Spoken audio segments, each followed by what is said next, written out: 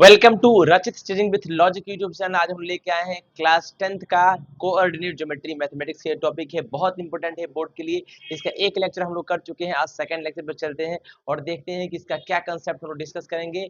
हम लोग distance formula से शुरुआत करेंगे आज के इस लेक्चर में। इससे पहले हम लोग ने बेसिक कंसेप्ट देखा है जो क्लास 9th में होता है, कैसे ग्राफ पे किसी कोऑर्डिनेट पॉइंट को प्लॉट करते हैं, ये कोऑर्डिनेट एक्सिस से डिस्टेंस क्या होता है पर्टिकुलर पॉइंट का वो भी देखे थे, एक्स कोऑर्डिनेट का इक्वेशन क्या होता है, वाई कोऑर्डिनेट का इक्वेशन क्या होता है, इस सारे कॉन्सेप्ट को हम देखिए। हमने पाइथागोरस थ्योरम भी देखा, हमने ये भी जाना कि पाइथागोरस थ्योरम से कैसे ट्रायंगल का अगर मान लीजिए वैल्यू दिया रहा है, कोऑर्डिनेट पॉइंट दिया रहा है तो उसका कैसे निकलेगा, अगला अनदर कोऑर्डिनेट कैसे निकलेगा, ये सब देखे हैं। आपको क्या करना है, बस मेरे चैनल को लाइक शेयर और सब्सक्राइब करना है, धुआंधार बैटिंग करना है, बोर्ड की तैयारी कर रहे हैं तो ये वीडियो लेक्चर आपके लिए बेस्ट होने वाला है। इसको बार बार पढ़िए, रिवीजन कीजिए, इसका नोट्स भी हम प्रोवाइड कर देंगे, आप उसको देखिए। कोई डाउट हो तो कमेंट बॉक्स में आप डाल सकते हैं उस डाउट को और पूछ सकते हैं। चलिए आगे बढ़ते हैं और देखते हैं, स्टार्ट करते हैं डिस्टेंस फार्मूला से। क्या हम लोग पढ़ने वाले हैं आज? Distance formula.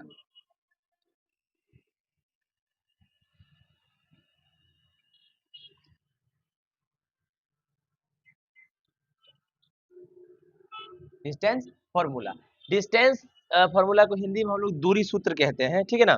क्या कहते हैं? दूरी सूत्र।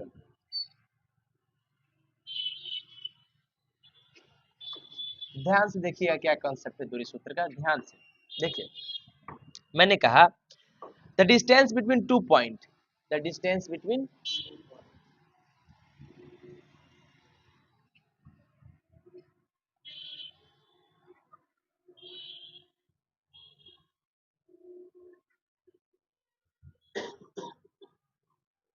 मान लीजिए एक पॉइंट P है जिसका कोऑर्डिनेट है x1, y1, ठीक है, एंड Q x2, y2। ये दो पॉइंट के बीच हमको डिस्टेंस निकालना है, ठीक है। हम लोग पहले क्या करते हैं, कोऑर्डिनेट एक्सिस बना लेते हैं।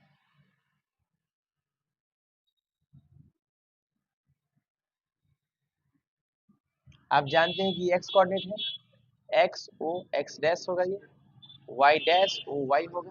बोलिए कोई दिक्कत? मान लेते हैं इस कोऑर्डिनेट पॉइंट में ये पी पॉइंट है जिसका नाम है x1, y1, और ये क्यू है इसका नाम है आपका x2, y2, राइट। इसके बीच के यही डिस्टेंस हमको निकालना है, कोई दिक्कत? ध्यान से देखिएगा क्या कंसेप्ट है। देखिए हम क्या करते हैं, देखिए ध्यान से, ये जो है ये एक्स एक्सिस डिस्टेंस है, जो एक्स एक्सिस डिस्टेंस होता है वाई होता है, यही तो y1 होगा। बोलिए, तो ये भी जो है आपका एक्स एक्सिस से डिस्टेंस होगा। बोलिए, तो ये भी क्या होगा, ये y2 होगा, सही है। अच्छा ये डिस्टेंस जो है देखिए, अब ये डिस्टेंस जो y एक्सिस से है तो ये x1 होगा। अच्छा ये जो डिस्टेंस आप देख रहे हैं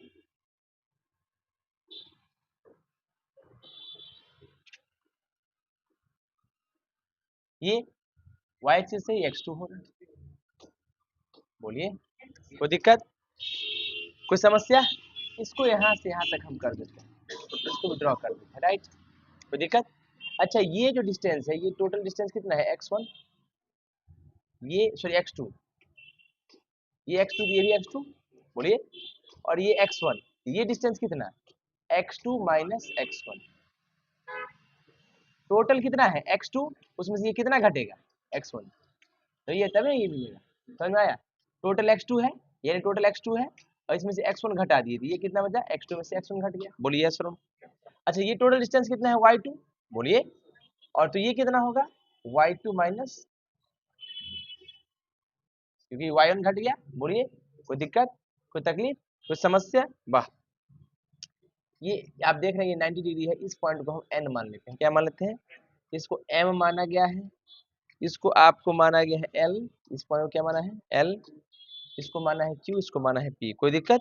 चलिए अब देखिए ध्यान से क्या लिखता है कंसेप्ट में, वी ड्रॉ परपेंडिकुलर पीएल। हम लोगों ने PL and PM perpendicular draw किया है। देखो p कहाँ दिख रहा है, p, l कहाँ दिख रहा है, ये परपेंडिकुलर है, एक pm है, p ये दिख रहा है, और m कौन है, ये qm, सॉरी क्या है, qm, ये परपेंडिकुलर थोड़ी होगा, q कहाँ है ये, और n ये है, ये भी परपेंडिकुलर होगा, तो यही परपेंडिकुलर है, ये भी परपेंडिकुलर है ना, qn।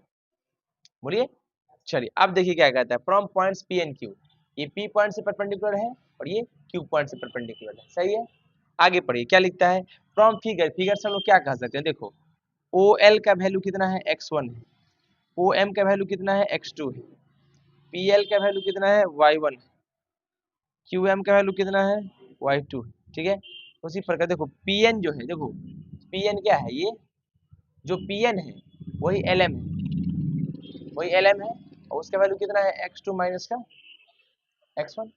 बोलो आगे, फिर क्या कहता है QM जो है QM, सॉरी हाँ ये तो ठीक है x2 माइनस x1, नहीं ये पूरा देख लो। PN बराबर LM है, और यही अब देखो क्या है, इसको इसको क्या लिख सकते हैं OM माइनस OL, यही वैल्यू x2 माइनस x1 है। फिर देखो QN का वैल्यू कितना है QM माइनस NM, ये वैल्यू QM माइनस PL के बराबर होगा, यही वैल्यू y2 माइनस y1 है, यही वैल्यू। ठीक है ना, ये कोई दिक्कत। अब देखो वहां से क्या कहता है, in triangle PNQ, right angle triangle, देखो PNQ राइट एंगल ट्रायंगल है, इन ट्रायंगल PNQ, ये है क्या राइट एंगल ट्रायंगल। कोई दिक्कत बोलिए, जब कोई दिक्कत नहीं था आगे देखिए इसमें क्या कॉन्सेप्ट लगेगा। अब पाई राइट एंगल ट्रायंगल है तो Pythagoras by using Pythagoras theorem,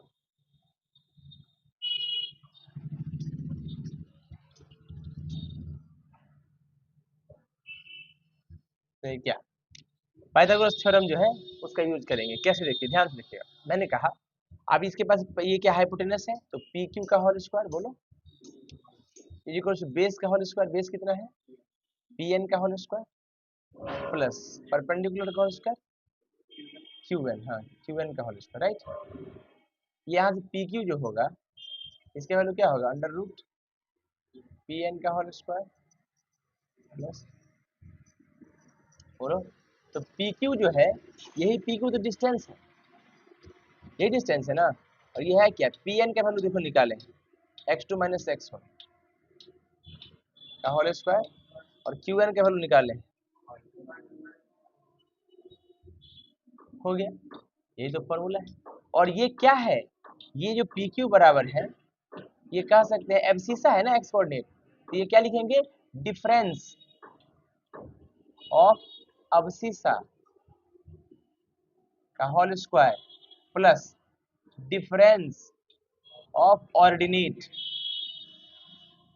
का होल स्क्वायर, उसका स्क्वायर रूट कर देंगे आंसर आ जाएगा। कोई दिक्कत समझ में आ रहा है बाबू, तो यही आपका है, क्योंकि इसमें x1 ये है और x2 ये है, तो देखो पहले सेकंड वाला x2 माइनस x1 का whole square plus y2 minus y1 का होल स्क्वायर। ठीक है, कोई दिक्कत कोई तकलीफ, चल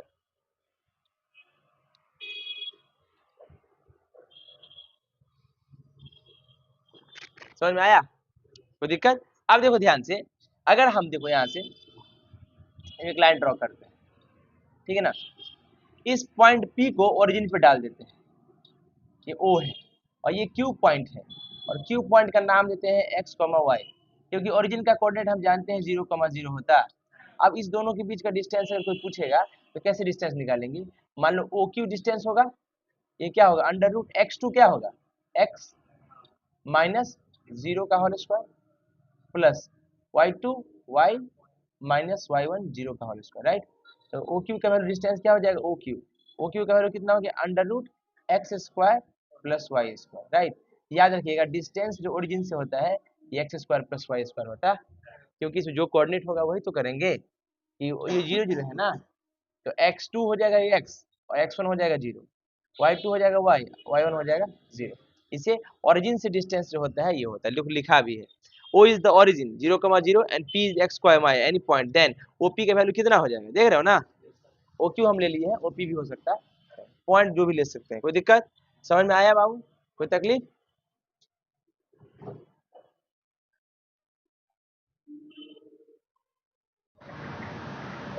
देखिए समझ में आ गया, चलिए आगे बढ़े। अब हम लोग कुछ यूजफुल पॉइंट देखते हैं, देखिएगा ध्यान से।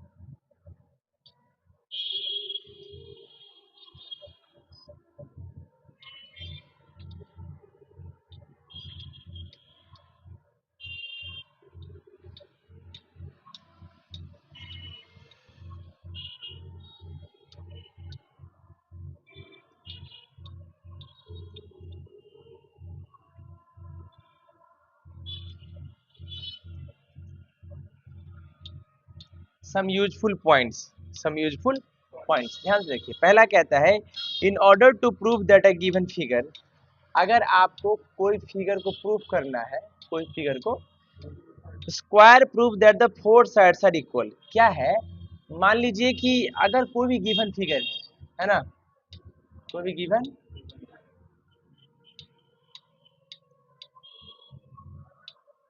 फिगर है, राइट। उस गिवन फिगर में अगर वो फिगर स्क्वायर हो, क्या होगा,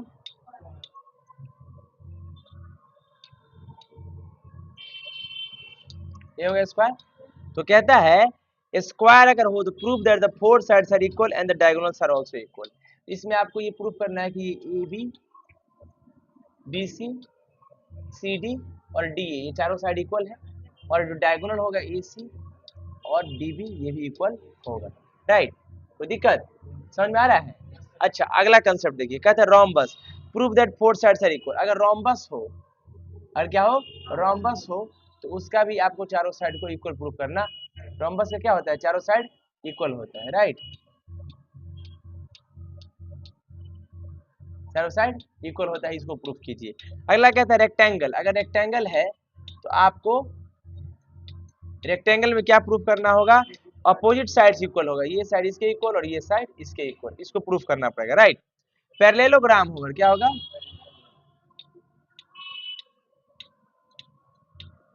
अगर क्या हो पैरेललोग्राम, तो अपोजिट साइड्स को इक्वल प्रूफ कीजिए। क्या इसको, अपोजिट साइड सारे इक्वल होता है पैरेललोग्राम का, ठीक है ना, उसको प्रूफ करना पड़ेगा। पैरेललोग्राम बट नॉट रेक्टेंगल, अगर पैरेललोग्राम है लेकिन रेक्टेंगल नहीं है, देन अपोजिट, तब क्या कहता है, opposite sides are equal but the diagonals are not equal, ये प्रूफ करना पड़ेगा।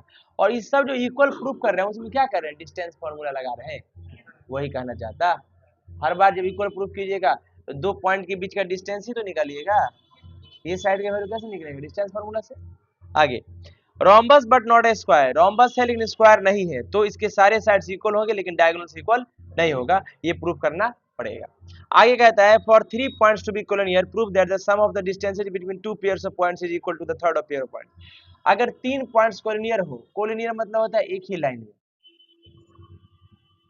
एक ही लाइन में, ये लाइन पॉइंट ए है, ये पॉइंट बी है और ये पॉइंट, ये तीनों पॉइंट एक ही लाइन पर अगर लाई करेगा, इन तीनों पॉइंट को हम कोलिनियर पॉइंट्स कहते हैं। को मतलब साथ और लिनियर का मतलब एक ही लाइन पर, मतलब सब लोग एक साथ एक ही लाइन पे होंगे, कोलिनियर पॉइंट्स कहलाएगा।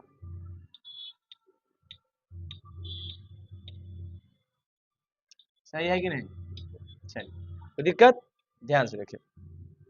अब हम लोग पढ़ने जा रहे हैं सेक्शन फॉर्मूला। क्या पढ़ने जा रहे हैं, सेक्शन फॉर्मूला।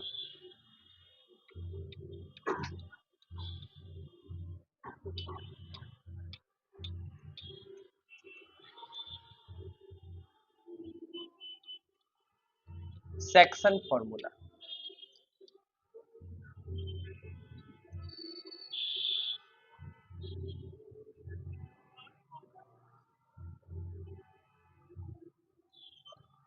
सेक्शन फॉर्मूला देखिएगा। सबसे पहले सेक्शन का मतलब क्या होता है, टुकड़ा। क्या होता है, पढ़ी लिखा है। Section formula is use to find the ratio in which line segment is divided by a point internally और एक्सटर्नली। सेक्शन फॉर्मूला का इस्तेमाल हम लोग रेशियो पता करने के लिए है। क्या चीज का रेशियो, कि भाई कोई लाइन सेगमेंट को कोई पॉइंट अंदर से या बाहर से जब काटता है तो उसका रेशियो क्या हो, ठीक है, या किस रेशियो में काटता है। एग्जाम्पल कहता है we use section formula to find out centroid in centre and ex centre of triangle. Triangle का सेंट्रॉइड, ट्रायंगल का इन सेंटर, ट्रायंगल का एक्स सेंटर निकालने के लिए हम लोग सेक्शन फॉर्मूला का यूज करते हैं। देखिएगा ध्यान से, कहता है in physics it is use to find the centre of mass of system equilibrium points. Physics में हम लोग सेंटर ऑफ मास आगे जाके पढ़ेंगे, तो उसको निकालने के लिए, इक्विलिब्रियम वगैरह को निकालने के लिए सेक्शन फॉर्मूला का यूज करते हैं, राइट। आगे बढ़िए डिटेल, देखो ध्यान से, मान लेते हैं हमारे पास एक लाइन है, लाइन सेगमेंट ए है और ये सही है।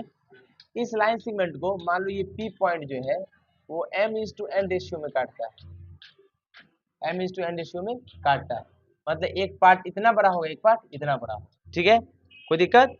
तो क्या कहता है, late a and b be 2 points in the plane of and p be a point on the line segment joining a and b such that, देखो ap is to pb का जो रेशियो है वो m/n है, सही है। Then we say that, तो हम कहेंगे ये पी पॉइंट जो है ए बी के अंदर है ना, याद देखो ये पी पॉइंट ए बी के अंदर है, ये पी पॉइंट ए बी को m/n रेशियो में इंटरनली काटता है। कैसे काटता है? इंटरनली, क्योंकि अंदर है, कोई दिक्कत, देखो लिखा है इंटरनली काटता है m/n रेशियो में। तो क्या फॉर्मूला हो जाएगा?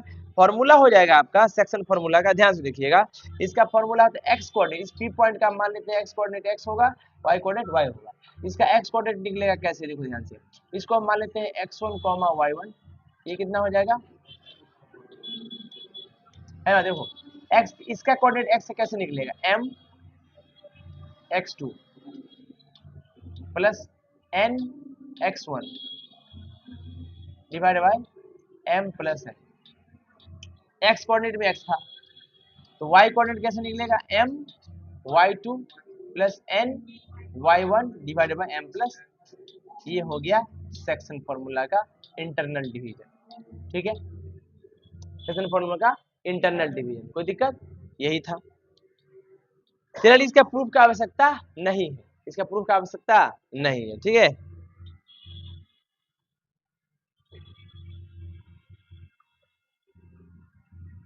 अब देखो ध्यान से, अब हम लोग कॉन्सेप्ट देखने जा रहे हैं। अगर मान लीजिए हमारे पास एक लाइन सेगमेंट है, राइट, ये ए है और ये पी पॉइंट इस लाइन सेगमेंट को 1:1 रेशियो में काटता है, यानी इक्वल काटता है। कैसे काटता है? इस पी पॉइंट का कोऑर्डिनेट कैसे निकलेगा, देखो ये एक्स कॉमा वाई है ना, इसका कोऑर्डिनेट निकलेगा पी का, एक्स का कैसे निकलेगा, एम है कितना 1, x2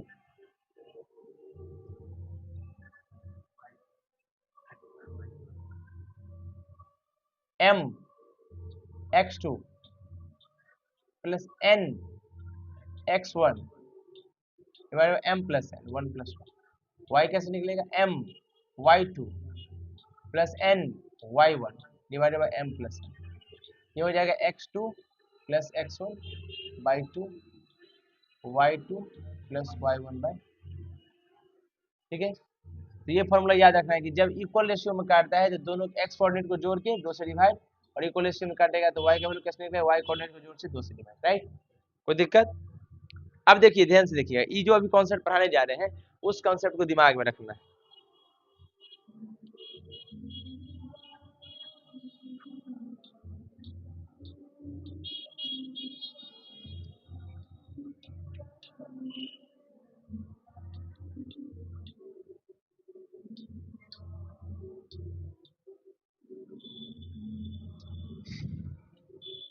देखो मान लेते हैं कि हमारे पास एक लाइन सेगमेंट है, क्या है, लाइन सेगमेंट है, इसका कोऑर्डिनेट ए का कितना है x1, y1, इसका कितना है x2, y2, राइट।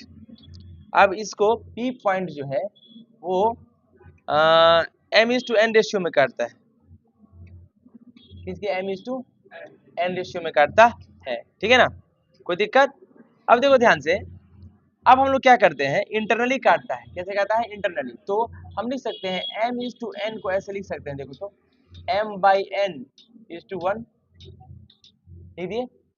अब क्या कि क्यों n से दोनों तरफ डिवाइड कर, हो गया ना, कैसे n से डिवाइड करेंगे तो m/n आएगा, इसे डिवाइड करेंगे तो 1 हो जाएगा। अच्छा m/n को हम लोग लेमडा मान लेते हैं, क्या मान लेते हैं, ये नया रेशियो क्या हो जाएगा, λ/1, क्या हो जाएगा, तो देखो हो जाएगा ना। तो इसके टर्म्स में कोऑर्डिनेट क्या हो जाएगा, तो इसके टर्म्स में भी हम कोऑर्डिनेट लिख सकते हैं। इस पॉइंट P का x, y कोऑर्डिनेट लिख सकते हैं। कैसे? इसका कोऑर्डिनेट आ जाएगा x के value lambda x2 plus x1 divided by lambda plus 1, y कितना आएगा lambda y2 plus y1 upon lambda plus 1। कोई दिक्कत? जहाँ पे लेम्डा के वैल्यू क्या है बाबू m/n, सही है। तो आप ऐसे भी लिख सकते हैं। एग्जाम्पल, आप ये क्वेश्चन भी देख सकते हैं बना के। बस क्या है आपको ये याद रखना है फॉर्मूला में mx2 बोलो mx2 plus nx1 divided by m plus n, और उधर क्या हो जाएगा my2 plus ny1 divided by m plus n। यही सेक्शन फॉर्मूला है इंटरनल डिवीजन का, ठीक है ना। और आपको बता दे एक्सटर्नल डिवीजन आपके सिलेबस में नहीं,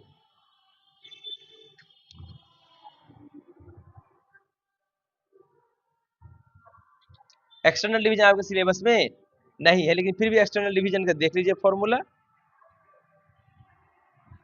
देखिए हमारे पास कोई लाइन सेगमेंट,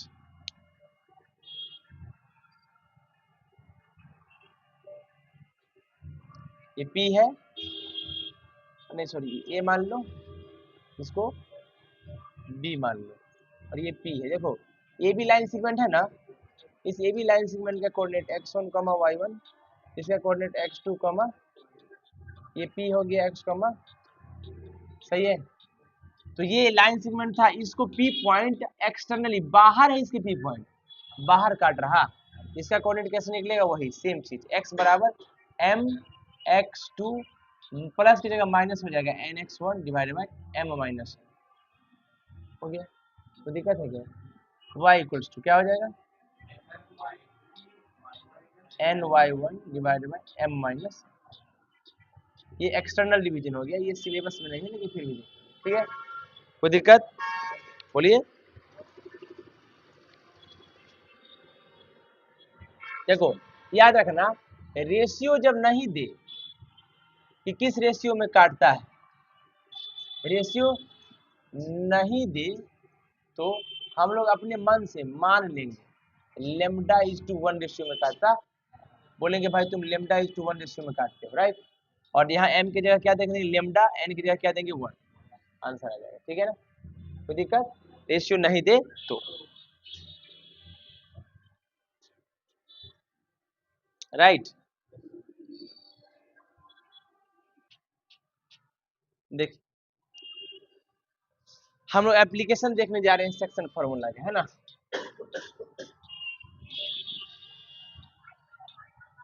एप्लीकेशन किसका देखेंगे? Section formula.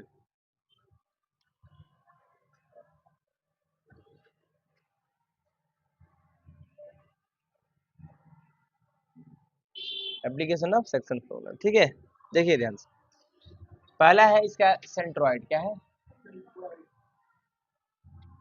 क्या होता है सेंट्रोइड, ध्यान से देखिएगा। मान लीजिए हमारे पास एक ट्राइंगल,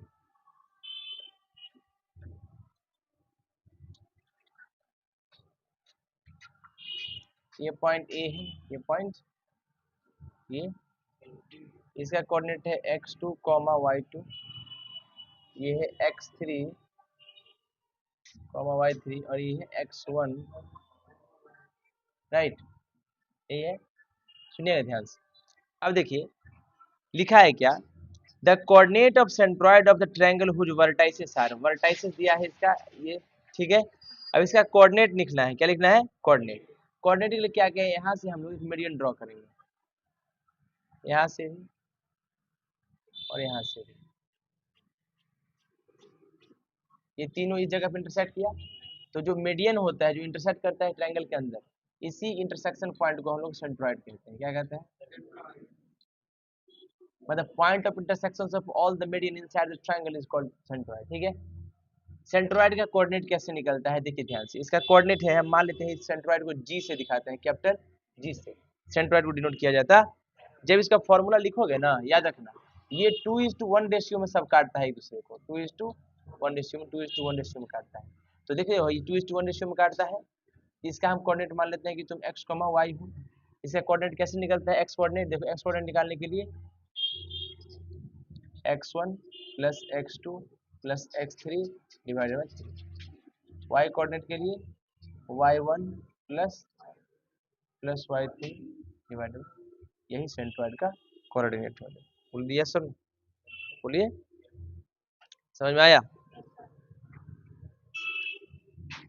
आगे इन सेंटर है जो कि तुम्हारे सिलेबस में नहीं, इन सेंटर है सिलेबस में, चेक करो बाबू, इन सेंटर है बुक में, चेक कीजिए।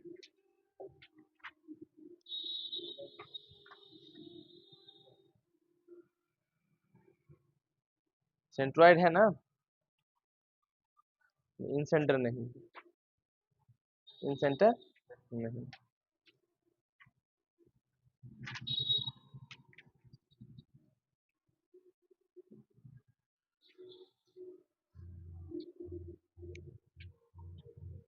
अब हम लोग देखने जा रहे हैं एरिया ऑफ ट्राइंगल। क्या देखने जा रहे हैं? Area of triangle.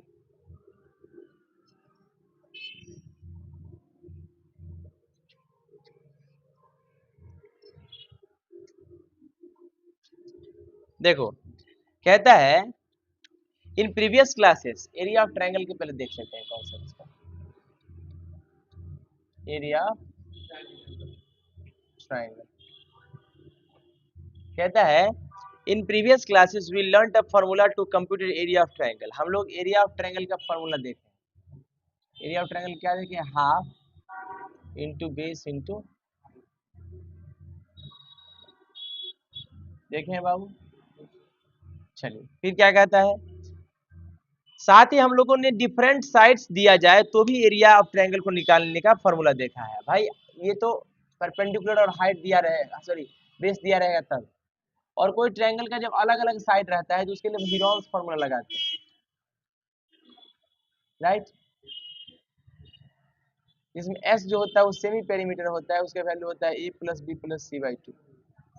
यार एरिया ऑफ ट्रायंगल डेल्टा जो होता है उसको निकालते हैं एस इंटू एस माइनस सी, एस माइनस बी और एस माइनस,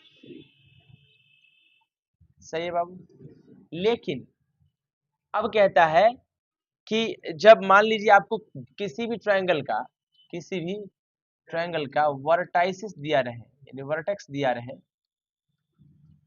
तीनों के तीनों वर्टाइसिस हो, यानी ये ए है, ये बी है और सी रहे, तो ये x1 कॉमा y1 है, ये x2 कॉमा y2 है और ये x3 कॉमा y3 है, ठीक है। इसका एरिया निकाल के बताइए। देखिए वहां लिखा है क्या कि area of triangle, area of triangle ABC है ना, को कैसे दिखाते हैं इसको, एक और ना एरिया ऑफ ट्रायंगल लिखो या डेल्टा लिख दो इस तरह से, वो भी एरिया ऑफ ट्रायंगल ही दिखाता। फॉर्मूला है तो इसका आता हाफ, देखो ध्यान से, x1 यहाँ लिख दो, x2 लिख दो, x3 लिख दो, right. x1 y2 minus y3 plus y3 minus y1 plus y1 minus का मॉडुलस, मॉडुलस मतलब ये एरिया पॉजिटिव होता, याद रखना है। 23 31 12 कितना, ये y का कंसेप्ट है, x1 x2 x3 रहेगा मल्टीप्लाई, ठीक है। तो एरिया ऑफ ट्रायंगल क्या होगा? Half into modulus of x1 2 3 y2 minus y3 plus x2 y3 minus y1 plus x3 y1 minus y2, right. 2 3 3 1 1 2 या 23 31 12, ठीक है ना। इसको याद रखना है, यही एरिया ऑफ ट्रायंगल है जब क्या दिया जा रहा है? वर्टेक्स दिया जा रहा है, ठीक है। अब पर क्या, पॉलीगन का एरिया फाइंड करने के लिए उसे ट्रायंगल में डिवाइड कर दे। कभी कभी कुछ पॉलीगन का एरिया दे दिएगा, उसको ट्रायंगल में डिवाइड करके उसको बना लेंगे, क्योंकि पॉलीगन में मान लो इस तरह का पॉलीगन दे दिया,